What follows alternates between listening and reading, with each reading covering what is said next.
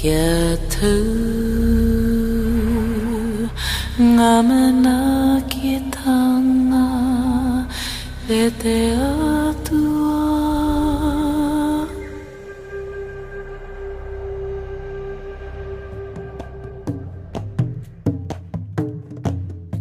The guardians of this land, the Maori, have a rich and powerful culture full of mystique and an oral history that tells of a colourful and ancient past. The official story is that New Zealand was uninhabited 800 years ago when a fleet of 7 canoes arrived from the Central Pacific. But a strange thing happened when they got to New Zealand. Their culture changed significantly. They built planked houses with decorative facades, used single canoes instead of outriggers, fashioned terraced village sites with amphitheatres, and created complex art forms not seen anywhere else in the Pacific. So what made them change? Was it merely the difference in climate? Or was it that they were influenced by people who were already living here? There are legendary stories of little blonde fairy people living in hobbit-like burrows, and red-haired giants thundering across the landscape. Do these have any factual basis, or are they all just fairy stories? In this documentary, we're going to explore a much deeper history in New Zealand. A history that explains who these blonde and red-haired people were, where they came from, and why they are rarely seen today. The answers to these questions may well surprise you. Let's start with a well-known Kiwi legend about the blonde-haired fairy people of the forest.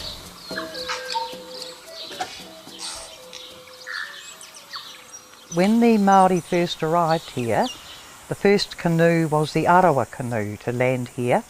Captain was Tamata Kapua, who's buried here on our mountain. When they arrived here, they found a race of little people here, little fairy-like people, called the Patuparaiaehe. Māori respected them and even treated them with a little superstition, because these were the unseen people in the forest, the people they heard laughing at night and chuckling away, the people they heard rowing their small walkers across the lake at night time. And my understanding is they were light-skinned, fair-skinned, with light to reddish hair. And they lived up on the mountain, on the slopes of Mount Moiho, in the mist. And they would come down the Onuhi Creek, down to the sea, and there they would fish. And they usually only came out at night or when it was very misty.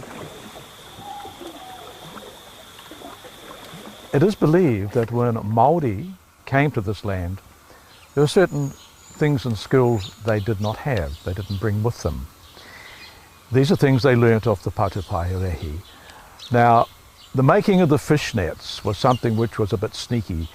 There was a man, I think his name was Kahununu, and he was on a beach late one night, and he became aware of a number of people fishing in the dark and pulling on what turned out to be a net.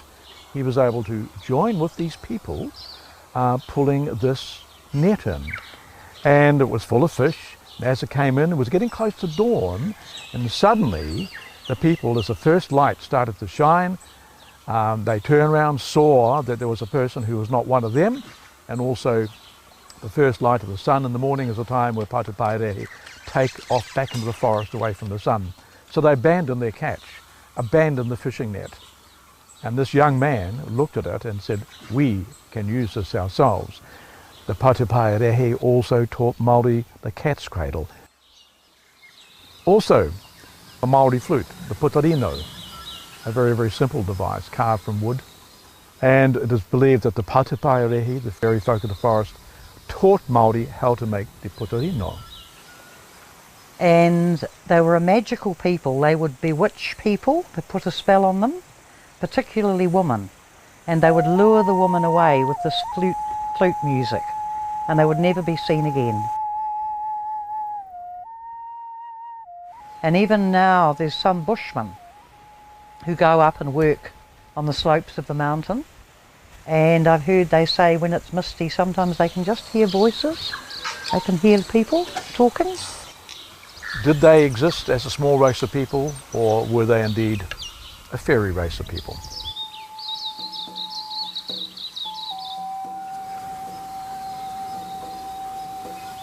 We've been told about a place where these mythical people used to live. It's on the shores of Lake Okataina, and it's called Patuparaiaehe.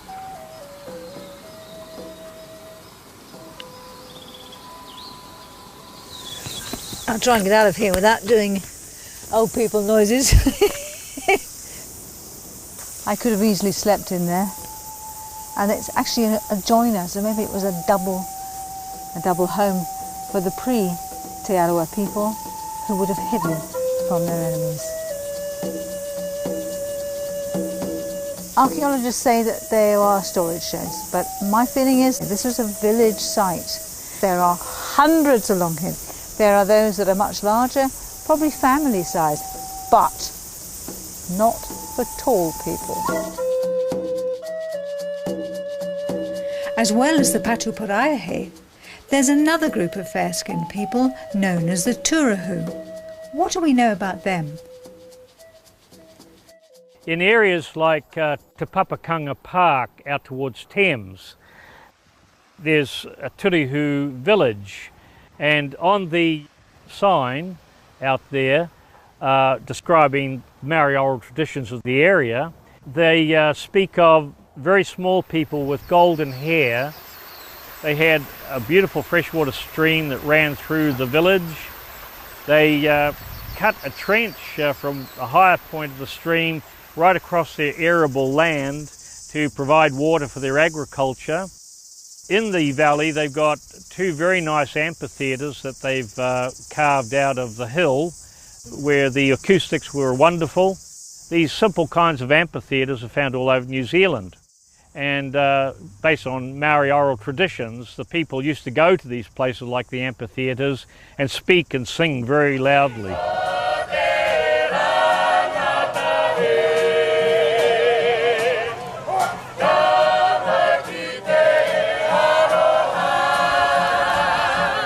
After visiting two archaeological sites associated with the fairy people, Te Papakanga Park and Te Patuparaiaehe, we now wonder if there are any historical records about them. There's a guy in our history, his name was Gilbert Mair. He was well respected amongst the Māori people. And it's like this guy jumps out with his weapon in front of the whole of this platoon, which they used to call the Te Arawa flying column, and starts jumping around and displaying his weapon and doing his dance. One of the guys starts loading up his musket and points at him, and old Gilbert Mair says, you know, give the man a bit of credit, you know, look what he's doing. And then as suddenly as he appeared, he disappears. He just a couple of skips into the bush and he's gone. What is sort of interesting is that this guy was fair as white. But the other thing was fully facial tattoo, Māori tattoo. Also the legs, everything, you know. So the interesting thing is there's a very, very tall white person brandishing a Māori taiaha with a fully facial tattoo, which was only for the ones of high rank. People think everyone got tattoos in the old days. They're wrong. 5 to 10% at the most. You had to be something to deserve, especially a facial tattoo. I was just about to mention old Maggie Papakuta. She was probably, or is the most famous of all our guides. She was basically what you call a puhiariki, which means very chiefly woman. Anyway, she wrote a book called The Old Time Māori, and it's probably the best reference for what went on in the old days anywhere. And it was funny to hear because when I read it, it's like she mentions waka blondes, you know. You get the word blondes because of a family in here that are all fair-skinned and all blonde-haired. She mentions in this book that her best friend was a little girl called Puti, She was fair, she had blonde hair, and there's even a picture of her in this book. Putiputi's father was of the tangata whenua or the Urekehu clans, okay, which were the people that were basically here before we got here, okay. Well known to be, you know, tall, fair-skinned, definitely not little fairies. This lady, Putiputi's father, was of that clan. They lived on top of the mountain up the back here, the most sacred of all our mountains in the whole area is Waitaha. The name of their village was called Te Turehu o Te Atua, which means the praying place to the gods. And that's basically where the Patuparaiaehe lived. It's still up there. You know, we used to go out there when we were kids. And it's like you can still see the mounds, you know, that sort of thing. And as for the whānau that are in here, the Tōnahis, they are still around. They're all still blonde. Were these people real or not? They were. We've got a family, you know, who descend from them. Yeah. And I have 3 nieces who were born with red hair as well, but brighter than his. We've got people in New Zealand who were once described as the Waka Blondes. And these are people who have a different lineage than the Polynesian people. And I grew up with many of them. I knew many of them in my formative years, worked with them on work gangs. They were the people with red hair, freckled faces. They were distributed throughout New Zealand, and they were Maori, but they had come through a completely different lineage. And a lot of them actually have very traceable whakapapa that's much, much older than any of the Polynesian Maori whakapapa. And they know where they came from. I know one individual, an old kuia, a very dignified lady, who claims to come out of Persia. And the area that she's talking about, very close to India. And when we did DNA analysis on this lady, it shows a high incidence of her blood group or her DNA in the Persian area, so she's quite correct. But then the second big block, if you like, of people that share her DNA are found in Peru. This is very interesting, as it concurs almost exactly with a Maori legend recorded over 100 years ago by ethnologist Elsden Best when he was living amongst the Tūhoe people. The legend tells us that their ancestors in times long passed away, 165 generations or around 3,500 years ago, migrated from a hot country named India. The cause of this exodus was a disastrous war with the dark-skinned folk in which great numbers were slain. This war was recorded in the Indian epic known as the Mahabharata. The legend continues on to describe their voyages which eventually took them into Polynesia. They crossed the oceans to Tawhiti Roa, a long skinny land believed to be Central America, and then on to Tawhiti Nui, a very large land, South America. And from there they ventured into the scattered isles of the Pacific.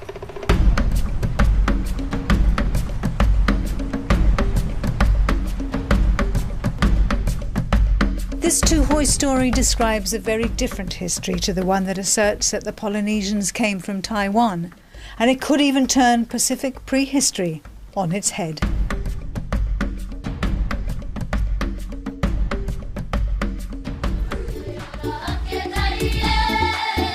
Perhaps it's time we track down the lady that Martin spoke of and got her story firsthand. Gorgeous kids, eh?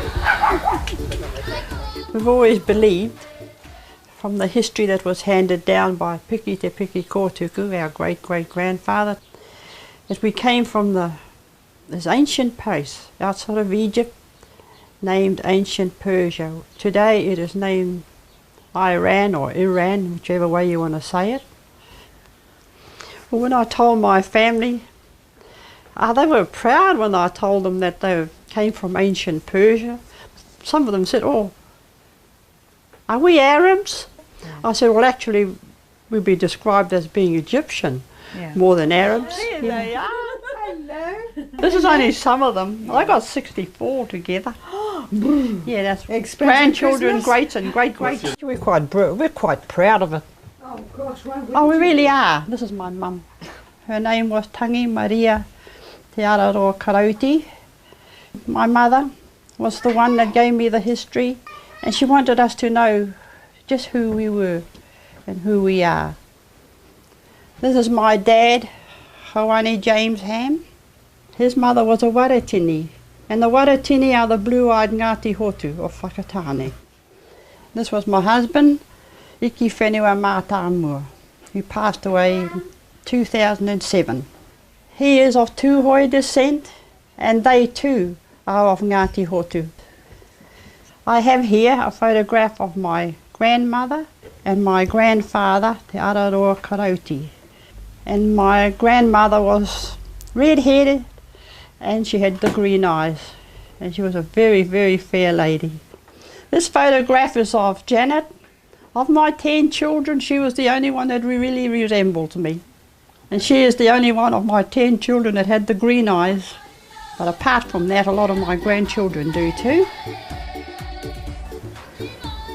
We couldn't believe our eyes when we first saw Monica's family. Right in front of us was a living representation of the green-eyed, golden-haired people we've been looking for. They're not just fairy folk of the forest or mythical beings. They are real.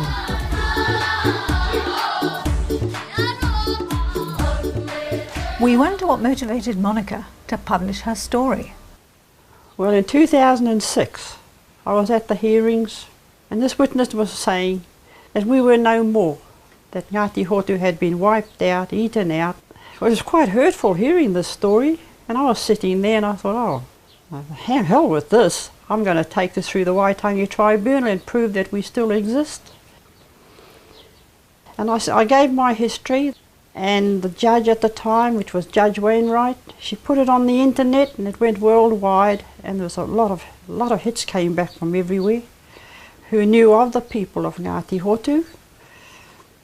And it was seen by the e-local magazine, who took up the story. And from there I did my DNA with the Geographical Society DNA Registrar. And that DNA was sent to America to be analysed. And it proved that we were of Ngati Hotu, and every bit of the history I gave at the Waitangi tribunals was correct word to word. And my DNA took me, it went to Germany, into Russia, America, among the Inca people. Now, in Peru, there's a cave there. There's painting in the caves that depict the Ngati Hotu people being chased out and getting into their boats. But to me, from my DNA, we came straight here after leaving Peru, after being driven out. In South America, there is plenty of evidence of native people with golden hair and green eyes. For example, the Urekehu, the Paracas Redheads, and the Chachapoya blonde-headed cloud people of the Andes. But another place I know they did go to, definitely, was Mexico, because in Mexico they found an ancient old tiki. So the tiki is not a Maori emblem, it belonged to the Ngati Hotu people.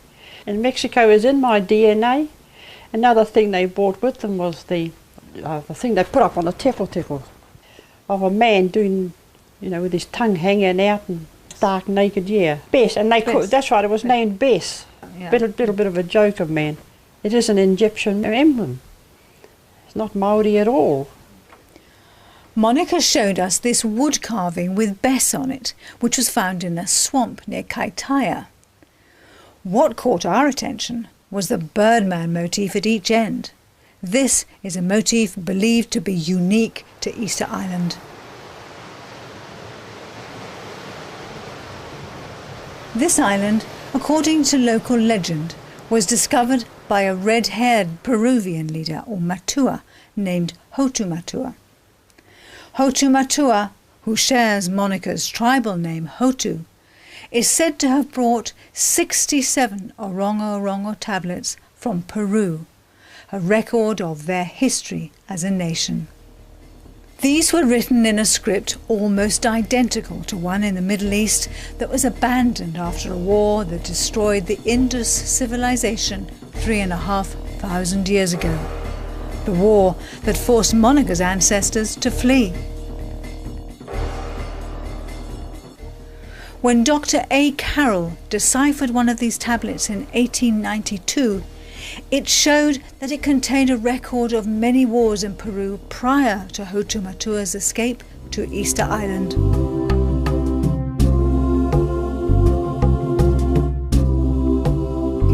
The literal meaning of Hotumatua is the leader who weeps. Hardly surprising considering they'd fled the conflict in the Middle East, only to be forced again to escape Peru and then end up on an isolated speck of land in the Pacific. An island that was named Tipito o Tefenua, which literally means the finish of the land. A land upon which over 1,000 statues were carved as monuments to their once great nation.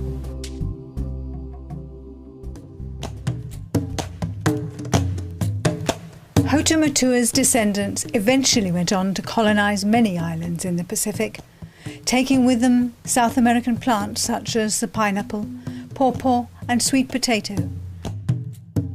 They also took with them the remnants of their Middle Eastern culture. This may help solve many mysteries about the connections between the Middle East, the Americas and the Pacific.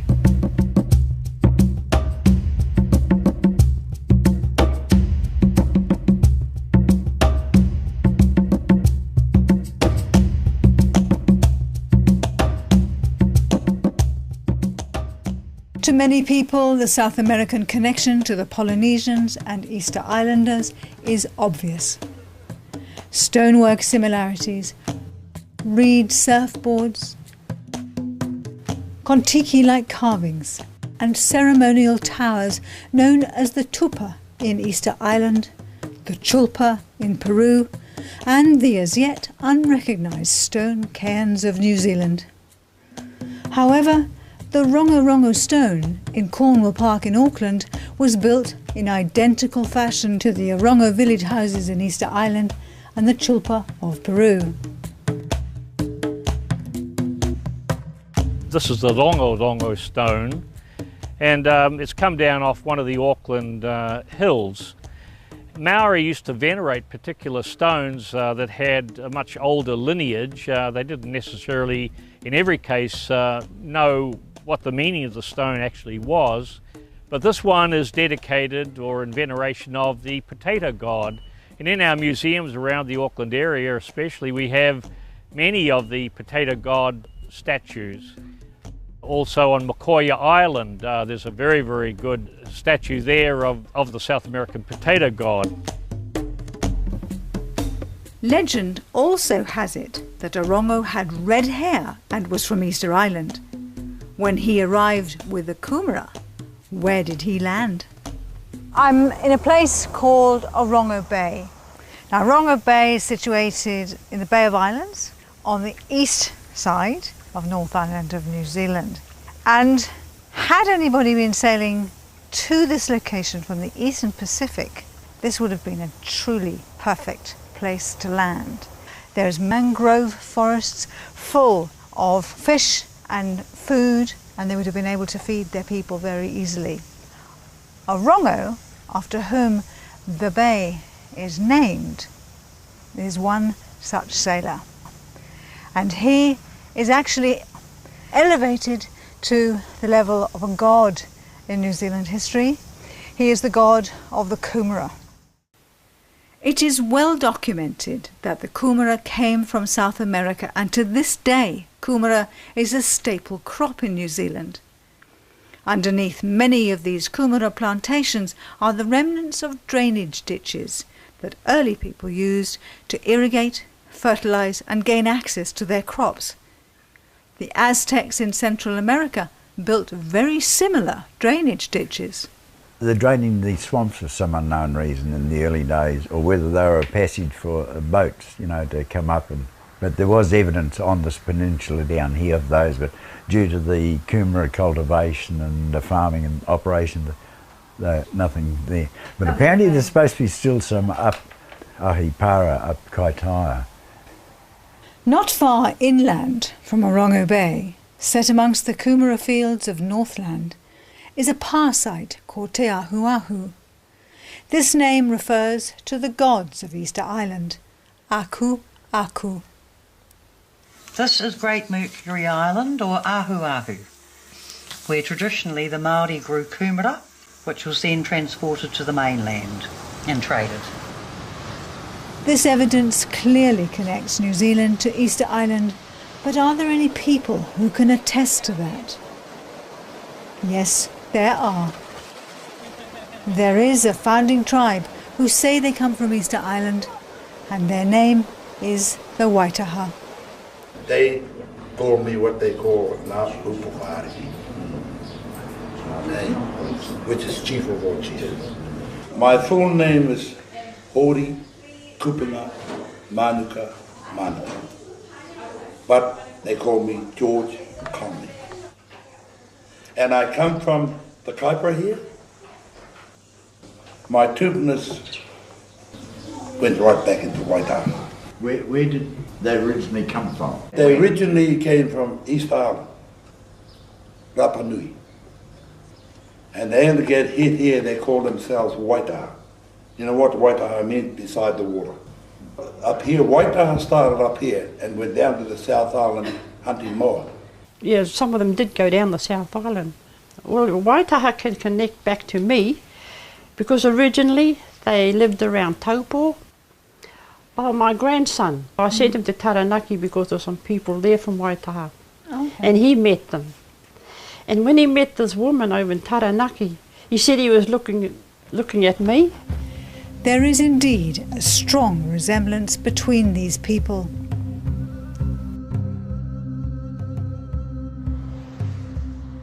While we were driving around New Zealand, not only did we see signs pertaining to Easter Island, but also in both South and North Islands, the extensive evidence of Waitaha presence. Noel Hilliam added this to the Waitaha story.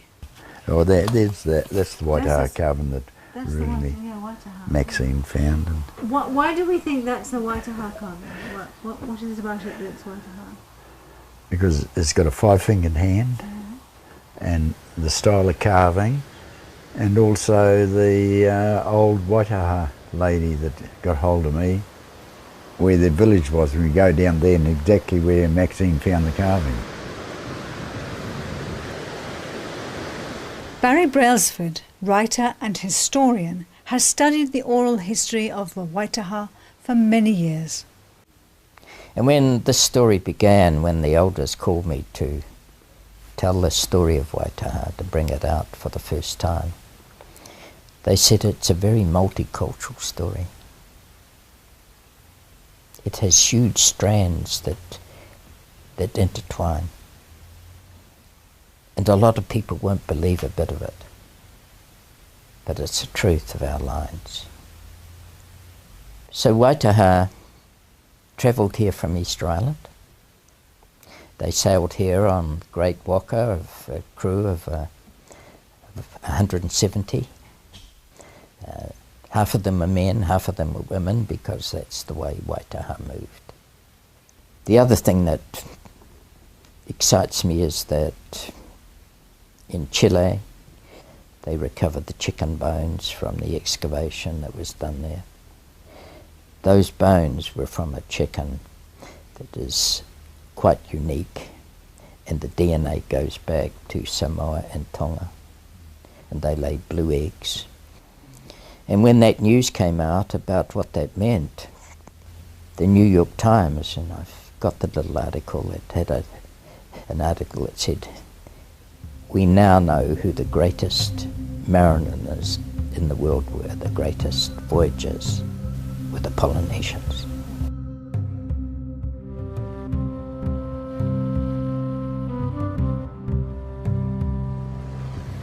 I see about our sea voyaging canoes were that fast, is that they skimmed the top of the waves, like a brush going through your hair. We're the offspring of those who comb the long wavy hair of Kiwa. In ancient times, the ocean was not a barrier. It was used as a highway to far-flung corners of the planet, especially for people wishing to escape war-torn lands. The mainstream understanding has still got a long way to go. At the moment, our history in New Zealand for the arrival of the first people goes back a mere 800 years at the very most.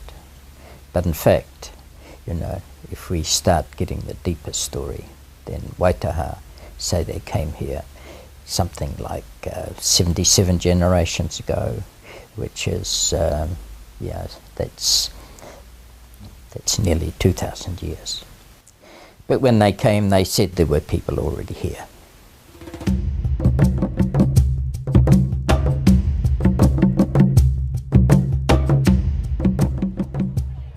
Well, Kupe described them as a fair nation of people.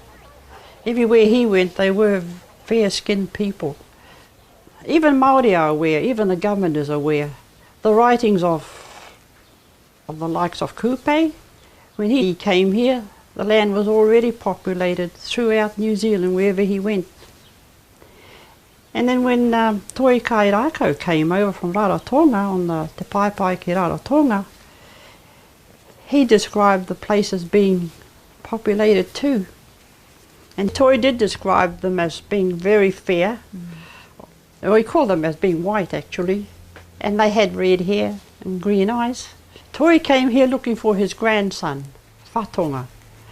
And his first visit was at Auckland, and they told him that his grandson had passed through there years before.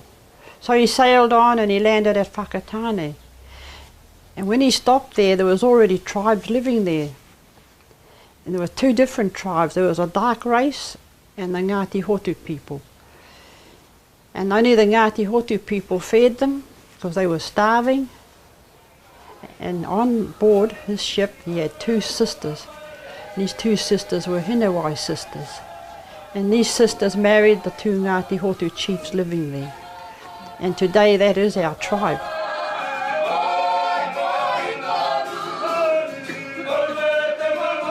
Toi married into the Ngati Hotu as a way of becoming an accepted member of the community, and this was fairly standard practice. It was called becoming a person of the land, or tangata whenua. It's like even the people of Aotea, when they got to Taranaki areas, high-ranked chiefs and princesses of the Aotea canoe married into the two tribes that were there. They were known as Kahuiho and Kahuimaunga, and I think there's two streets down there still named that. This would make you official to the land.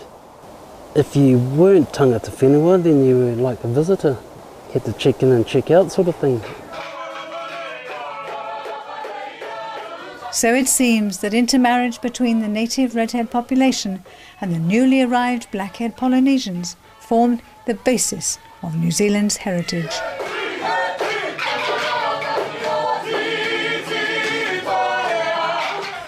This was reiterated by Ngāpuhi leader David Rankin, who is quoted as saying, "Who were those red-headed, fair-skinned people who greeted our walkers? We can't deny our oral history. If we try to as Maori, we're actually denying our history." There is another tribe on the east coast, which is the Ngati Parau from East Cape. And I remember I knew quite a few Ngati Parau when I was in Wellington. And I know that there are some Ngati Parau that are fairly fair-skinned, some even freckled, and they have red hair. Yeah, many of them are Ngati Hotu who were married from Ruaputuhanga. She was of Whanganui descent and she was of Ngati Hotu. And a lot of the people of Maniapoto and Whanganui come from her.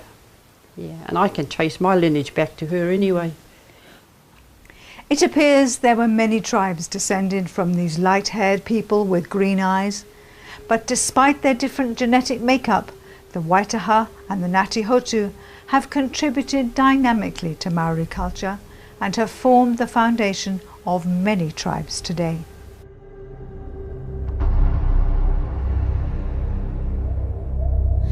Kia tu ngamana ki tanga e te atua.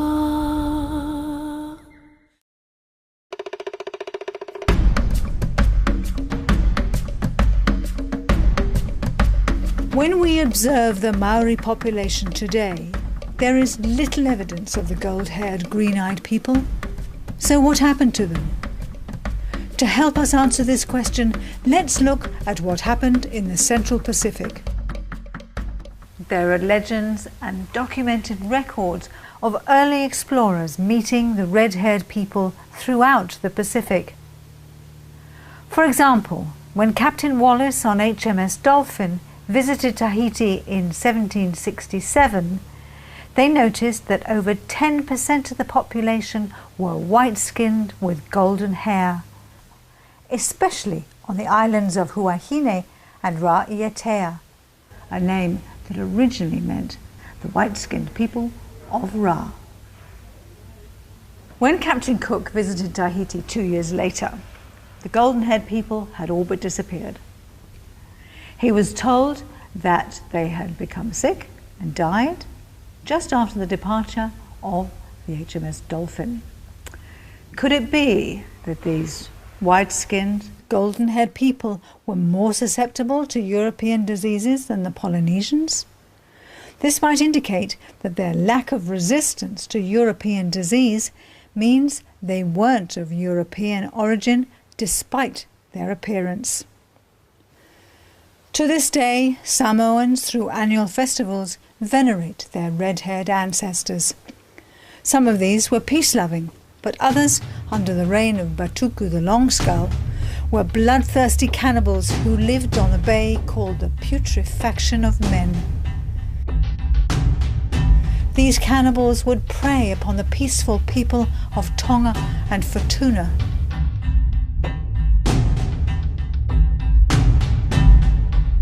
They particularly fancied the firstborn child. They'd noticed that the second often died, therefore the first must be much stronger. But did they misunderstand what was really happening? It is well known now that the recessive gene is often accompanied by the rhesus-negative blood group, in which second children frequently die. So the red-headed blood group would have been incompatible with the Polynesian chiefs, who were renowned for taking red-haired women for their wives. This would have severely curtailed the number of redheads in the Pacific. Patuku's reign of terror was brought to an end in the 13th century when Polynesian chief Savea rid Samoa of those barbarous fair-skinned savages. Unfortunately, the peace-loving redheads of Easter Island and New Zealand may have been caught up in the aftermath of this war.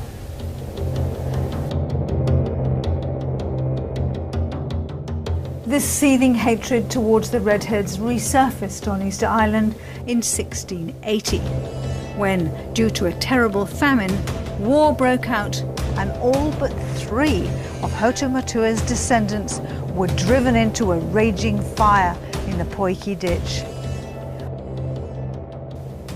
Only one male, Ororina, remained to perpetuate the redheads on Easter Island, who are still fighting for their survival today.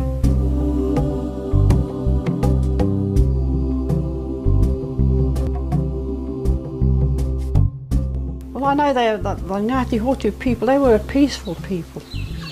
They didn't know war and fighting until the Māoris arrived. Waitaha believed to take the life of another was to destroy your own. That's where they began, that was their baseline. But between Taupo and Urekehu, 3,000 Ngati Hotu were killed by 2 whareto. And there were 600 killed here in Taumaranui by the Maniapoto people. And that was the last cannibal feast of New Zealand. It was held here at the Cherry Grove, and 600 Ngati Hotu perished. And after the Battle of Patuparaiaehe, over Te Koti, the Crown ordered anyone that was with Te Koti were to be beheaded. So they headed back into the rugged parts of the Turehu, and they were the last survivors.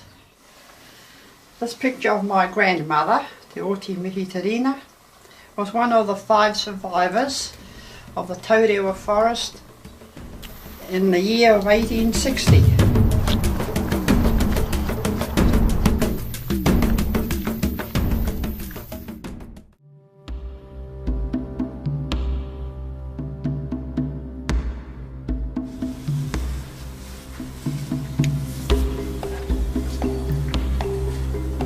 This is one of the caves that had all the skeletons of the Turehu and Waitaha people stacked in. There's skulls and skeletons all around here. In 1861, Robinson's bone mill come up from Onehunga and gathered them all up, paid all the workers threepence a sack to grind up as bone dust fertiliser. And they were all shipped out of Te Kopu here. The Armed Constabulary were there, and they counted these skulls in each sack, and they estimate at least 60,000 skeletons were recovered from just this one region. And fortunately, they didn't get them all. There's a couple of caves with these fellows in. The Turehu, the coffin's about 5 foot long, made out of New Zealand kauri. I was very keen to get DNA and everything done on, you know, who were these people, where'd they come from. And I was at a conference some years ago in Rotorua, and there was a forensic pathologist from England. I was talking to him about them, and he said, oh, I've got a few days after the conference, I'll come up. So he spent 3 days with me. I took him around these various sites, and he examined these. There's just one of the many sites. I took him to about 5 different sites. Small people? Oh yeah, about 4 foot, 4'3". And you know, well, you see the skeletons, he examined them all, measured them, and he took an eye tooth to England. And 18 months later, he says, no, those are ancient Celtic people living in Wales 3,500 years ago. This is where they originated from. This is not the only genetic information that links the fair-skinned Maori to the Celts. Jean Dosset did a study on the Redheads of Easter Island and found that their DNA was very close to the Basque and Welsh populations of ancient Europe. 2 more recent genetic studies have confirmed his findings. Not only did they have 16% ancient European ancestry, but they also had 8% Native American DNA. You go back to the islands, you're not going to see the swirling, the intertwining things, you know? Where does this come from? And it's like, man, I could translate that and make it look exactly like a Celtic pattern. You know, so we had to be influenced by peoples or surroundings that were already here. We had at least 3 distinct groups of the Patuparaiaehe. Some were very, very tall. They seemed to occupy the whole west coast and areas inland. I think their big skulls have been found over at Otrahonga in the limestone country. Whenever these skeletons are found, they're turned over to iwi and destroyed. Martin went on to tell us about the Raglan Giants, so we're heading there now to see what we can find.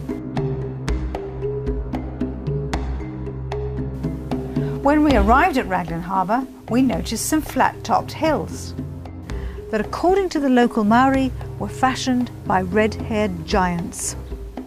These people also lived on the coast at the foot of their sacred mountain, Karioi.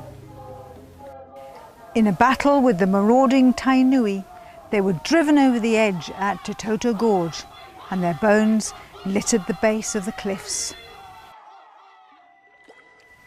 We were told giant skulls could still be found hidden in the crevices and caves along the Raglan shoreline.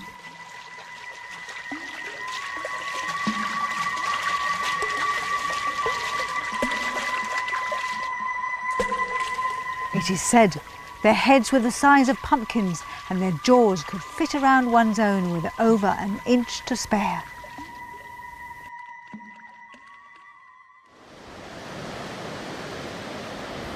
Just north of Raglan is Port Waikato, where similar skeletons have been found.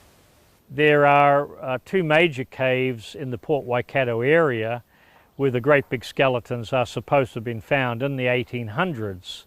And there have been a number of articles and that about them, but I think a female skeleton out there was somewhere in the vicinity of 7 foot or a little bit over, and there were some male skeletons found that were taller than that. People who actually went into the cave reported that there were skeletons way down in the cave, which were quite tall humans, and also they had remnants of red hair on their skulls. We have researched that area ourselves, trying to find the location of the cave which they covered in, but over a long period of time, how would you ever be able to find where they'd blown the cave up? And there's no one around today that can tell us. In our search for skeletons, we heard about a cave burial on the shores of Lake Okataina. We were told there were 2 bound skeletons guarding a canoe surrounded by poisonous tutu berries. In the canoe lay a cloaked red-haired chief wearing a large tiki. After a painstaking scramble through ancient kawa forest, past giant puriri and karaka trees, we finally found it. Only to discover that almost everything had been destroyed except for a small section of a highly decorated burial canoe.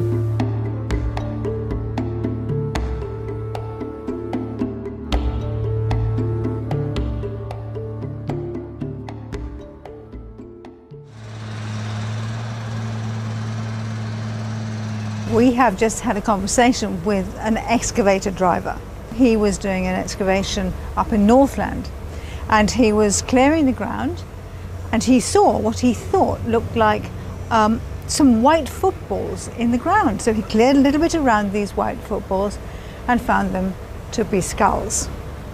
He didn't feel good about this at all, so he called the Auckland Museum, and there he was told by a person that there was absolutely nothing they could do at the museum because the local iwi or tribes had no interest in these skeletons because they were not of their era or of their clan, and that so tied was the curator's hands that he explained to our digger driver friend that there were over 2,000 of these skeletons that had been found, hunched in a fetal position and bound, and yet buried north of Russell in a place called Awanui.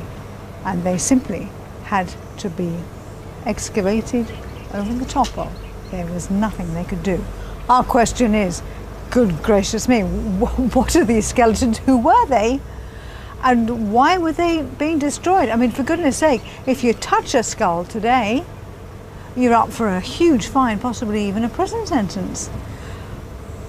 What is going on that it was all right to just continue excavating over the top of these skeletons? This almost seems, well, A, it's hypocritical, but B, it's almost criminal.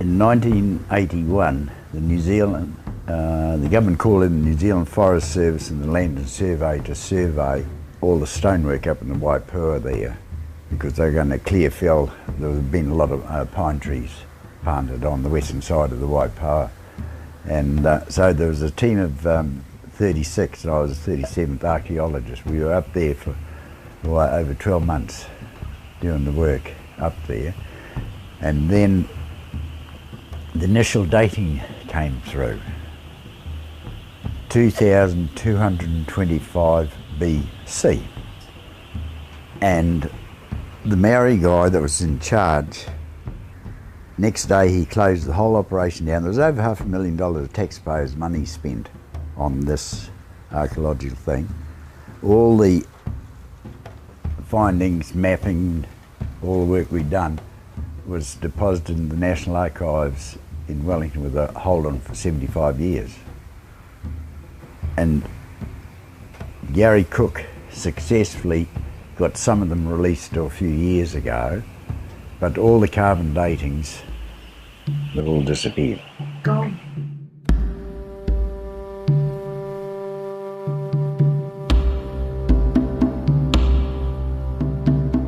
There's one of the walls that we exposed up in the Waitaha there, and the top of that wall was ground level. It's been closed down now. Oh, so yeah. You can't go into that forest at all? Oh, you go and you might never come back out. So it looks like going into the Waipua forest is out of the question. Luckily, there are other places around the country similar to the Waipua site that can still be seen. The Auckland Airport, Te Papakanga Park, and on a farm in Northland. Here, we were shown around by Vince, a local farmer. When I first came here, some of these piles were round, straight sides, some were square, straight sides, some were oblong. Nearly all dead straight sides, very loosely constructed, as you can see. You can see right through into them, see the small pebble stones inside them. That's how loosely constructed they are. Watch they don't fall down on you, love. Because they don't take much to fall down. As you can see, the balls have broken a bit. Have broken them easily, yeah. And when I first saw them, some were dead flat across the top with big stones, and some were piles going up to a cone on the top. The similarity between the chulpa of Peru and what Vince is describing is pretty obvious. But why is this information not public knowledge? Who's hiding what and why? So there's been archaeologists out here looking at these things? In the past, about 35 years ago apparently. And what are they saying? I'm not sure what they've come up with really. We were told that they dug down?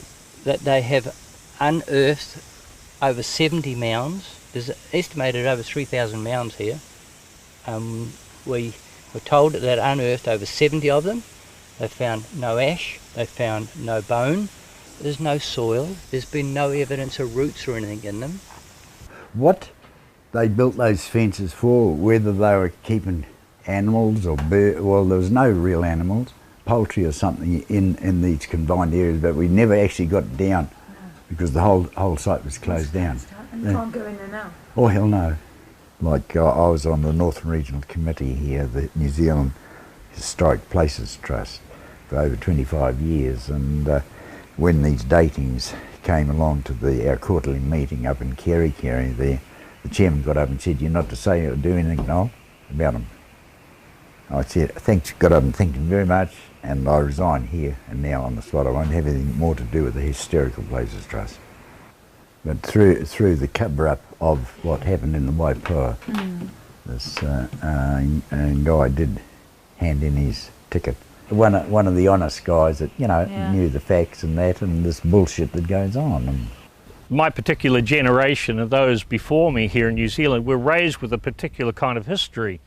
And it's in all of our old history books. Maori, Kamatwas, Tohungas were very open about their history, and they shared it with the colonial anthropologists or archaeologists who came through.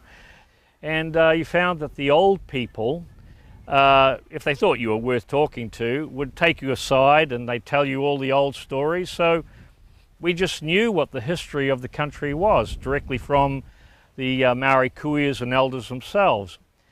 Came back to New Zealand in 1974 and noted that there was sort of an enforced amnesia being put over the people of the country, where we just weren't allowed to know that old history anymore. And it seems we were being led to forget all of that for somebody's political agenda or for political expediency. And I knew it to be false, and I watched as our older history books were taken off the shelves of the libraries and replaced by sort of a new wave of Marxist history books that negated all of that former truth. And mind you, all these books that have been written up of Ngati Hotu, they all go to the fiction shelf today. We've kept our history to ourselves. We would never have told it. There's no use telling it because no one would believe you. They just think you're a crank and a nut pot. But this is what is going on, you know. Our institutions and the brainwashing is going on. They've rewritten New Zealand's history. From Wellington? Yeah. And that's iwi or? Oh, it's governmental, departmental control. They don't want anything pre-Maori or pre-Tasman to come out. It was easier to sweep us under the carpet. Because today our fight is really against the Crown, not the Waitangi Tribunal itself, or the people. You can't blame the people when they got, you know, when they've got the power behind them. If we could have a Royal Commission inquiry and get the true, you know, academics in New Zealand and the groundwork people, do a complete, all the evidence is there. As Noel says, it is imperative that we have a Royal Commission to make public this vital history that at present is being denied. There's no doubt that there were earlier people living here who were either red or golden haired.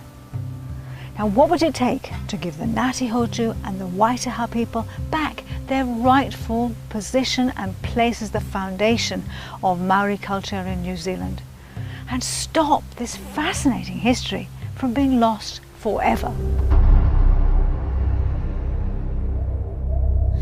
Kia tū ngā mana ki tanga e te